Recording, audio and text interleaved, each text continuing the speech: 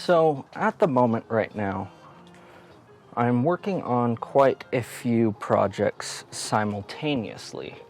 Now for one of these projects that I'm working on, I'm going to be the DP.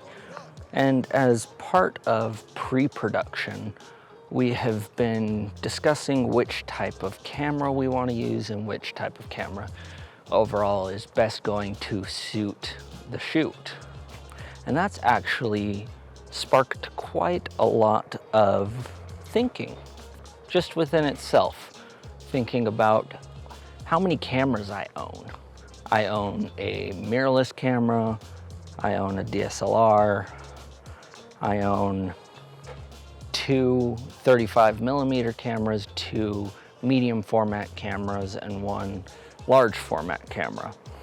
And I also have a red Scarlett. And I started thinking to myself, I've got a red Scarlett, and that is an expensive camera. Why am I not using that more often? And that really is a great camera, don't get me wrong. It is a beautiful camera. But for the type of stuff that I normally shoot, like for this YouTube channel, it ends up being quite a bit of a hassle to get everything out for the red and get the sticks and get it all set up and built and then shoot just for a little bit and then tear it down just for a YouTube video. So most of the time when I'm shooting YouTube, I grab my EOS R. I reach for my Canon because I'm most comfortable with it. And that is the main thing that I want to talk about today, which is the right camera is the one you're most comfortable with. And that is why I am officially switching my main 35mm camera from what I thought was the perfect 35mm camera to my favorite 35mm camera, which is right here, the Canon AE-1N. Now, for quite a while, I thought, and I still think, the Canon AE-1 is a perfect camera. And it was perfect for me because it was the one that I had. It was my dad's camera from high school that he has since let me start using. It's the film camera that I learned how to shoot film on. And it just worked so well, I never really wanted another one. I got so used to it, I got so used to the lenses, I could instinctually shoot with it. Fast forward to a few months ago, I had heard a lot about the Canon EOS 1N, and I actually owned an EOS 630 for a little bit.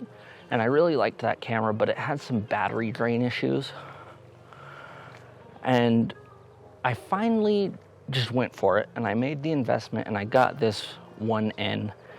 And as an experiment, I have been mainly shooting with it to get used to it, to give it a try, and I've fallen in love with it. And the images that I've been able to make with it, I am a lot more happy with. And now this camera has replaced the AE-1 as my main workhorse because, like I mentioned, it has become an extension of me. It is natural for me to use. It's instinctual for me to use. And I've become comfortable enough that when moments occur, I'm able to let the gear get out of the way and intuitively capture the moment because I am experiencing the moment, and thus I'm able to capture better moments and make better pictures. So I don't really want this to become a huge does gear matter type of video, because yes, gear matters, because you need to be comfortable with your gear. But it doesn't matter what brand you use. It doesn't matter what format you shoot.